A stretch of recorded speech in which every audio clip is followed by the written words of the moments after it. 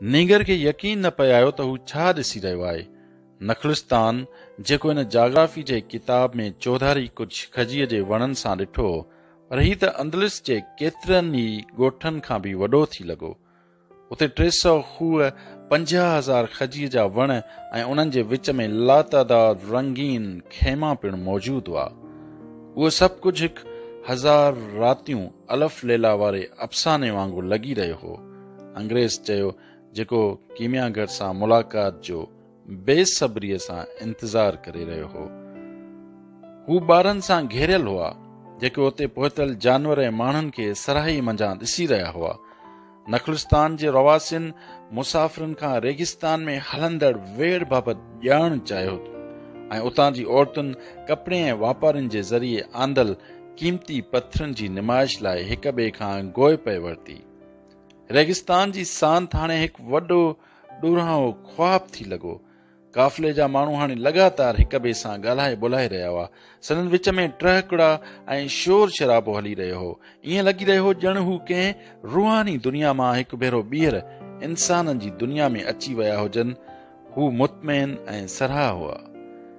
हिननि रेगिस्ताननि में निहायती एहतियात सां ॾिनल हिदायतुनि ते अमल कयो, पर जत नींगर खे ॿुधायो हो त नखलिस्ताननि खे सदाई गैर जानिबदार इलाइक़ा सम्झो वञे थो, छाकाणि जो उते रवासिन जी अक्सरियत औरतुनि ऐं ॿारनि जी आहे।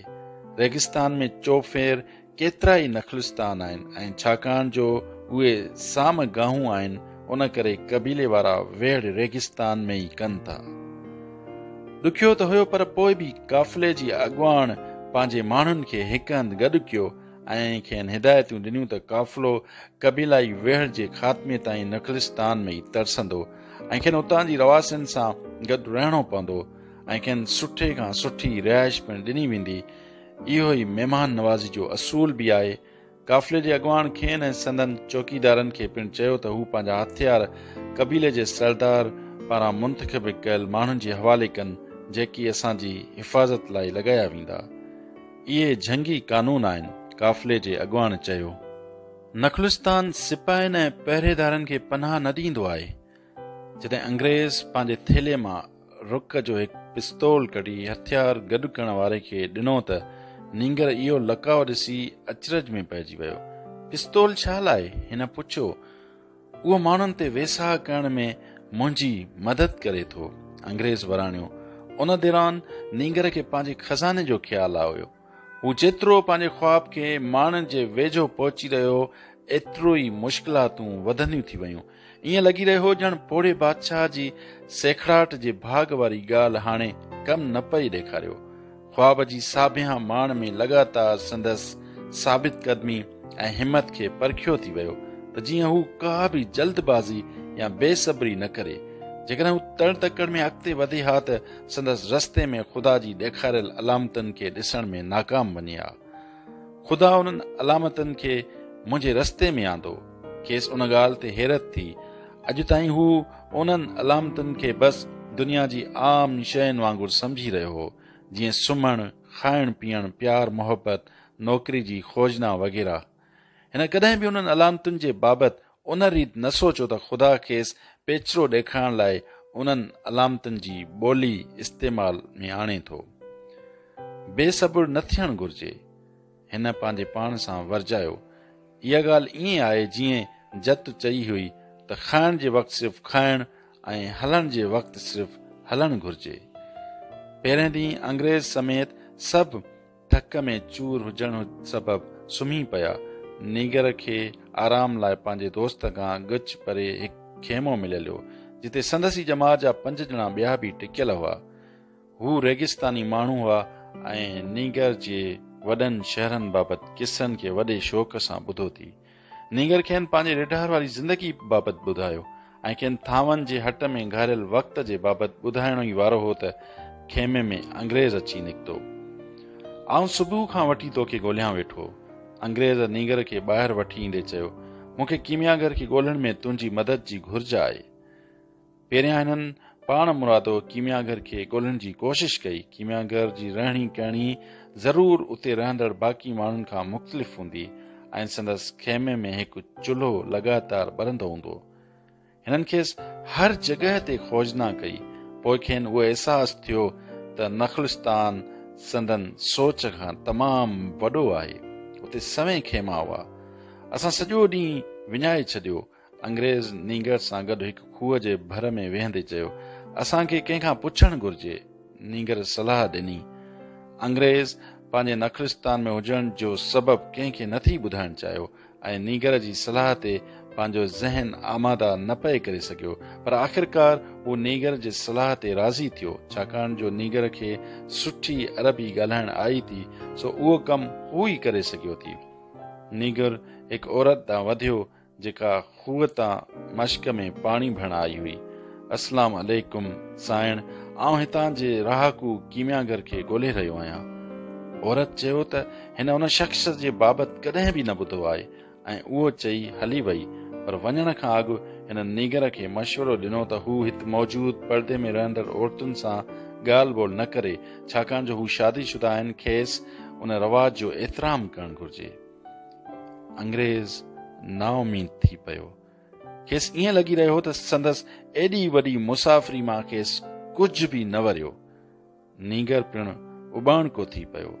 संदसि दोस्त पंहिंजी तक़दीर जी खोजना में हो ऐं जॾहिं को बि माण्हू अहिड़ी भांत जी खोजना में हूंदो आहे त पूरी काइनात संदसि कामयाबी लाइ कोशिश कंदी आहे। जीअं पोड़े बादशाह चयो हो, ऐं हू ग़लति नथो थी सघे। मूं कॾहिं बि कीमियागरनि जे बाबति न ॿुधो आहे, नीगर चयो। थी सघे थो त हिते बि कंहिंखे उन बाबति का ॼाण नाहे। अंग्रेज़ जूं अखियूं ॿरी पयूं। ईअं ई हूंदो। थी सघे थो त हिते वाकई कंहिंखे ख़बर न हुजे त हिकु कीमियागर छा थींदो आहे। हाणे उहो ॻोल्हणो आहे त हिते माण्हुनि जो इलाज केरु कंदो आहे। बुरके में केतिरियूं ई औरतूं खूह तां पाणी भरण लाइ अची रहियूं हुयूं, पर नीगर अंग्रेज़ जे ज़ोर भरण बावजूद बि कंहिंसां बि नथी ॻाल्हायो। एतिरे में हिकु माण्हू आयो।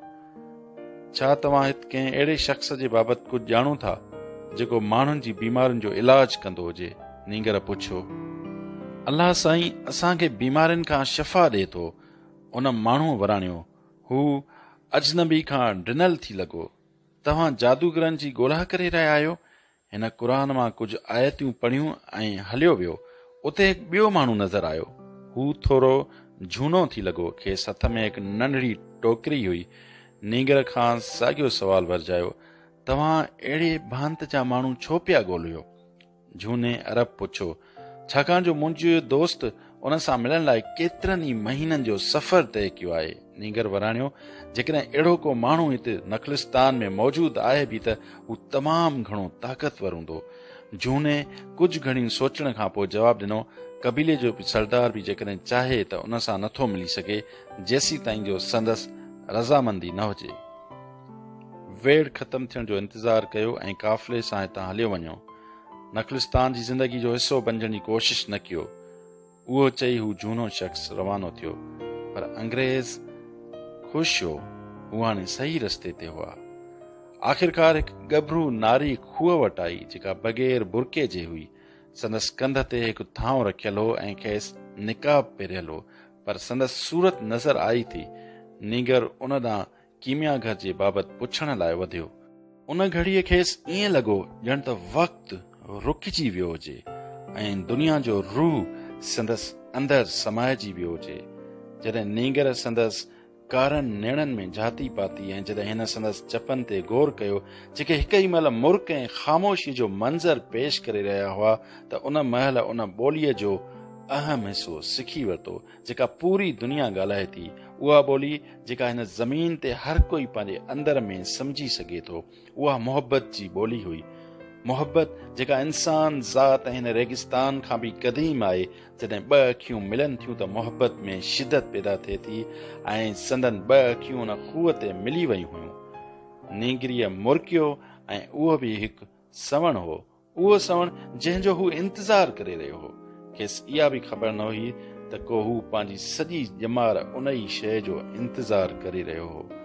उहो सवण जेको हू पंहिंजे रिढुनि सां ऐं किताबनि में, थावनि जी हट में ऐं रेगिस्तान में ॻोल्हे रहियो हो। इहा निज दुनिया जी ॿोली हुई ऐं उनखे वज़ाहत जी बि घुर्ज न हुई। बिल्कुलु काइनात वांगुरु ई जेका बेअंत आहे, जंहिंखे पिणु कंहिं वज़ाहत जी घुर्ज न आहे, उन घड़ीअ नीगर उहो महसूस करे रहियो हो त उन वाहिद औरत सां गॾु आहे जेका संदसि ज़िंदगी जो हिसो आहे। ऐं इहा छोकिरी बि बग़ैर लफ़्ज़नि जे सहारे उन ॻाल्हि खे समझी रही हुई। खेसि उन ॻाल्हि ते पको यकीन हो। हिन पंहिंजे अबनि ॾाॾनि खां इहो ॿुधो हो त कंहिंसां बि रिश्तो नातो ॻंढण खां पहिरीं उन जे बाबति ॼाण ऐं उन सां मुहबत करणु ज़रूरी आहे। पर जेके माण्हू उन तरीक़े सां सोचनि था उन्हनि कॾहिं बि काइनात जी ॿोली न सिखी आहे, छाकाणि जो जॾहिं तव्हां उहा ॿोली ॼाणो था त उहो सम्झणु निहायत आसान थियो पवे त दुनिया में केरु न केरु तव्हांजो इंतज़ारु करे रहियो आहे, पोइ भली उहो रेगिस्तान जे विच में या कंहिं वॾे शहर में छो न हुजे। ऐं जॾहिं हू आम्हूं साम्हूं थियनि था ऐं संदसि अखियूं मिलनि थियूं त उन महिल माज़ी ऐं मुस्तक़बिल जी का हैसियत नथी रहे, फ़क़ति उहा घड़ी अहम थियो पवे ऐं इहा पक थियो पवे त हर शइ फ़क़ति हिक ई कलम सां लिखियलु आहे। उहो ई कलम आहे जेको मोहबत जाॻाए थो ऐं दुनिया में हर शख़्स लाइ हिकु जोड़ो पिणु ठाहे थो। उन मोहबत खां सवाइ कंहिंजा बि ख्वाब बेमाना आहिनि। लिखियो नीगर सोचो। अंग्रेज़ नीगर खे धूणींदे चयो, हिन खां कीमिया घर जे बाबति पुछ। हू नीगरीअ जे थोरो वेझो वियो ऐं हू ॿई हिक ॿिए खे ॾिसी मुरकिया। तव्हांजो नालो छा आहे? नीगर पुछो। फातिमा, नीगरीअ पंहिंजियूं नज़रूं फेरींदे वराणियो। मुंहिंजे मुल्क में बि कुझु औरतुनि खे उन नाले सां सॾियो वञे थो, नीगर चयो। उहो असांजे पैगंबर सल्लल्लाहु अलैहि वसल्लम जी न्याणीअ जो नालो आहे, फातिमा चयो। जंगजू अहिड़ा नाला हर जाइ ते छॾे ईंदा आहिनि। इहा हसीन नीगरी जंगजुअनि जे बाबति वॾे फ़ख्र सां ॻाल्हाए रही हुई।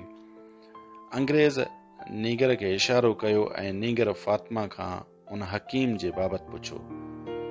ही उहो माण्हू आहे जेको दुनिया जा समूरा ॻुझ ॼाणे थो ऐं हू रेगिस्तान जे जिननि सां पिणु हम कलाम थींदो आहे, जिननि में बि नेक ऐं शैतानी रूह मौजूदु हूंदा आहिनि। नीगरीअ ॾखण ॾांहुं इशारो कंदे चयो त उन तरफ़ हिकु अहिड़ी क़िस्म जो अजीब शख़्स रहे थो। पोइ हिन पंहिंजो थांव पाणीअ सां भरियो ऐं हली वई। अंग्रेज़ पिणु उन कीमिया घर खे ॻोल्हण लाइ निकिरी पियो। नीगर उते ई खूह जे भर में गच वक़्त ताईं वेठे उन ओभर ॾांहुं ईंदड़ हीर जे बाबति सोचींदो रहियो, जेका हिकु ॾींहुं तरीफ़ा में वटसि उन नीगरीअ जो हुगाव खणी आई हुई। खेसि उहो महसूस थियो त उन नीगरीअ सां तॾहिं खां मोहबत करे थो जॾहिं खेसि उन नीगरीअ जी मौजूदगी जो पतो बि न हो। हू उहो ॼाणे चुको हो त उन नीगरी जी मोहबत खेसि दुनिया जा समूरा खज़ाना ॻोल्हण जी सघ ॾेई सघे थी। उन नीगरीअ सां मिलण जी उमीद में ॿिए ॾींहुं बि नीगर खूह ते आयो, पर खूह ते हू उहो ॾिसी हैरान थियो त अंग्रेज़ उते बीठे रेगिस्तान ॾांहुं ॾिसी रहियो हो। मूं मंझंदि खां वठी सांझीअ ताईं इंतज़ारु कयो, अंग्रेज़ चयो। कीमिया घर सांझनि महिल पधिरो थियो। मूं साणसि पंहिंजी खोजना जी बाबति ॻाल्हि कई, पर हिन मूंखां पुछियो त तो कॾहिं शींहं खे सोन में तब्दील कयो आहे? मूं खेसि वराणियो त उहो ई त आउं हिते सिखणु आयो आहियां। हिन मूंखे चयो त मूंखे हुन जी कोशिशि कंदो रहणु घुर्जे। उहो ई सभु कुझु। हिन चयो त वञ ऐं कोशिशि कंदो रहो। नीगर कुझु न पुछियो। वेचारे अंग्रेज़ एॾी वॾी मुसाफ़िरी कई सिर्फ़ु उहो ॿुधण लाइ त हू कोशिशि कंदो रहे, जेको हू केतिरा ई भेरा करे चुको आहे। ठीकु आहे त पोइ कोशिशि कंदा रहो, नीगर अंग्रेज़ खे चयो। इहो ई आउं करण वारो आहियां ऐं हाणे खां ई आउं शुरू थो कयां। जीअं ई अंग्रेज़ वियो त फातिमा पाणी भरण लाइ अची खूह ते निकिती। हिते तव्हां सां सिर्फ़ु हिकु ॻाल्हि करणु आयो आहियां, नीगर चयो। आउं तव्हां सां मोहबत करियां थो ऐं तव्हां सां शादी करणु थो चाहियां। नीगरीअ खां हथां थांव छॾाइजी वियो ऐं पाणी हारजी वियो। आउं हिते तव्हांजो हर रोज़ इंतज़ारु कंदो रहंदुसि। आउं रेगिस्तान लताड़े खज़ाने जी खोजना में निकितो आहियां, जेको अहरामनि जे वेझो आहे। मूंखे अॻ में कबीलाई वेड़ को सुठो सवण नथी लॻो, पर हाणे इहा मुंहिंजे लाइ हिकु नेमत बणिजी चुकी आहे, छाकाणि जो उन मूंखे तव्हां ताईं पहुचायो आहे। इहा वेड़ हिकु ॾींहुं ख़तमु थी वेंदी, नीगरीअ चयो। नीगर पंहिंजे चौधारी खजीअ जे वणनि ॾांहुं ॾिठो। खेसि यादि आयो त हू हिकु रिडार हो ऐं हू ॿीहर बि रिडार बणिजी सघे थो। फातिमा खज़ाने खां वधीक अहम आहे। कबीलाई माण्हू सदाई खज़ाने जी खोजना में हूंदा आहिनि, नीगरीअ चयो। ईअं थी लॻो ॼण खेसि ख़बर हुजे त नीगर मन में छा सोचे रहियो आहे।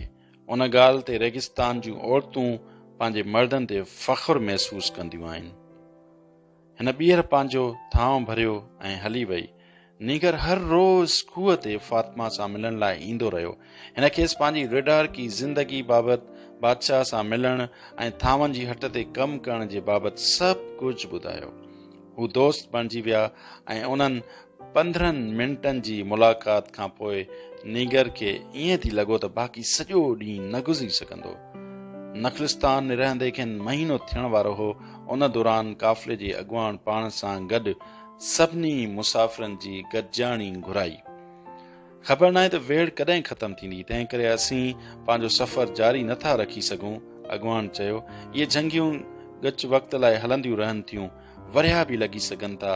ॿिन्ही पासे ताक़तवर धुरियूं आहिनि। इहा जंग ॿिन्ही धुरियुनि लाइ अहम आहे। इहा जंग बुराईअ जे ख़ात्मे जे लाइ न पई विड़ी वञे, पर इहा जंग ॿिन्ही धुरियुनि जे विच में ताक़त जो तवाज़ुन बरक़रार रखण लाइ विड़ी पई वञे। ऐं अहिड़ी क़िस्म जूं जंगियूं आम जंगियुनि खां डिघियूं थी पवंदियूं आहिनि, छाकाणि जो अल्लाह ताला उन सूरत में ॿिन्ही जे तरफ़ हूंदो आहे। उन खां पोइ हर को पंहिंजी आरज़ी रिहाइशगाह ॾांहुं रवानो थी वियो ऐं नीगर बेपरी धारे फातिमा सां मिलण लाइ हलियो वियो। नीगर खेसि गॾिजाणी वारो हाल वाल ॿुधायो। पंहिंजे मिलण खां पोइ तो मूंसां मोहबत जो इज़हार कयो। पोइ तोखे मूं काइनात जी ॿोली ऐं दुनिया जे रूह जे बाबति कुझु ॻाल्हियूं सेखारियूं ऐं सिर्फ़ उन्हनि ॻाल्हियुनि जे करे ई आउं हाणे तुंहिंजे वजूद जो हिसो बणिजी चुकी आहियां।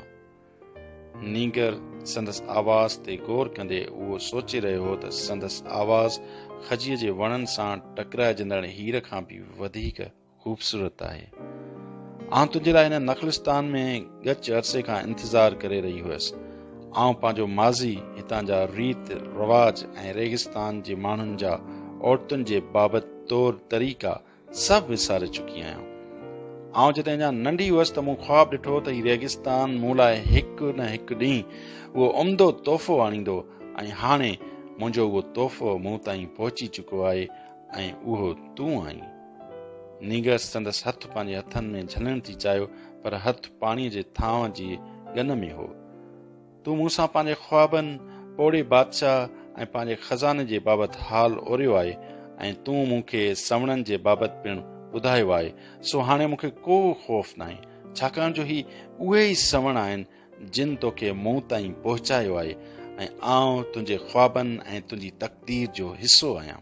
तूं भल उन खे छा बि चओ।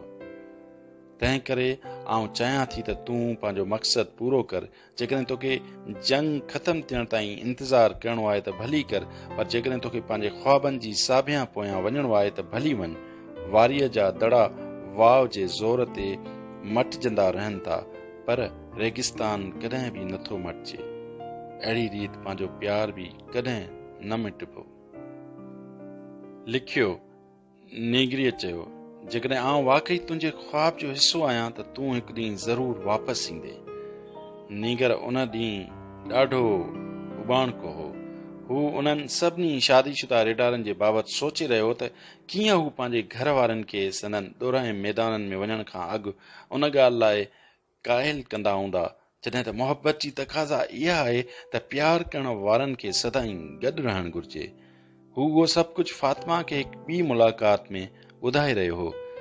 रेगिस्तान असांजे मर्दनि खे असां खां खसीए वठे थो ऐं इहे वरली वापसि मोटंदा आहिनि, पर असीं उहो बि ॼाणूं थियूं त असीं हाणे उन ॻाल्हि जूं आदी थी चुकियूं आहियूं त जेके वापसि नथा वरनि से आसमान में मौजूदु ककरनि, उन्हनि चौपायनि जेके गारनि में साम वठनि था ऐं उन पाणी जेको ज़मीन मां निकिरे थो उन जो हिसो बणिजियूं पवनि। इहे हर शइ जो हिसो बणिजियो पवनि। इहे दुनिया जो रूह बणिजियो पवनि। उन्हनि मां जेके वापसि वरनि था त संदन औरतुनि सां गॾु ॿियूं औरतूं पिणु उन उमेद में सरहियूं थियनि थियूं त हिकु ॾींहुं संदसि मर्द बि ज़रूरु मोटंदा। आउं पिणु उन्हनि औरतुनि जी सराहीअ खे साड़ ऐं हसद वचां ॾिसंदी हुयसि ऐं हाणे आउं पिणु उन्हनि मुंतज़र औरतुनि मंझां हिकु थी पवंदसि। आउं रेगिस्तान जी औरत आहियां ऐं मूंखे उन ई ॻाल्हि ते फ़ख्रु आहे। आउं चाहियां थी त मुंहिंजो मुड़ुस बि उन आज़ाद वाह वांगुरु घुमंदो फिरंदो रहे जेको वारीअ जे दड़नि खे हिकु सूरत ॾिए थो। ऐं जेकॾहिं इहा नौबत आई त आउं उन हक़ीक़त खे बि तस्लीम करण लाइ तयारु आहियां त हू बि हिकु ॾींहुं आसमान में मौजूदु ककरनि, चौपायनि ऐं रेगिस्तान मां निकिरंदड़ पाणी जो हिसो बणिजी वेंदो। नीगर अंग्रेज़ खे फातिमा बाबति अहवाल ॿुधाइण लाइ निकितो। खेसि उहो ॾिसी हैरत थी त अंग्रेज़ पंहिंजे खेमे जे ॿाहिरां हिकु भठी तयारु कई हुई। उहा अजीब क़िस्म जी भठी काठियुनि जी बाहि ते ॿरी रही हुई, जंहिंजे मथां हिकु शफ़ाफ़ काए जी गुगी रखियल हुई। अंग्रेज़ रेगिस्तान ॾांहुं तके रहियो हो ऐं उन वक़्तु संदसि अखियुनि में किताब पढ़ण वारे वक़्त खां बि वधीक चमक हुई। हीउ मुंहिंजे कम जो पहिरियों मरहलो आहे। मूंखे गंदरफ़ अलॻि करणो आहे ऐं उन में कामयाबी लाइ मूंखे पाण मां नाकामीअ जो ख़ौफ़ कढणो पवंदो। उहो नाकामीअ जो ख़ौफ़ ई हो जंहिं मूंखे हिकमत वारे कमु करण खां रोकियो थी ऐं जेको मूंखे 10 वरिया अॻु करणो हो सो मूं हाणे करणु शुरू कयो आहे। पर आउं अञा बि ख़ुशि आहियां त मूंखे 20 वरिया इंतज़ारु करणो न पियो। हू बाहि में काठियूं विझंदो रहियो ऐं नीगर सिजल ते रेगिस्तान जे गुलाबी रंगनि में मटिजण ताईं उते बीठो रहियो। खेसि रेगिस्तान में वञण जी घुर्ज महसूस थी। उहो ॾिसण लाइ त थी सघे थो त मतां उन जी ख़ामोशी में ई संदसि सवालनि जा जवाब मिली वञनि।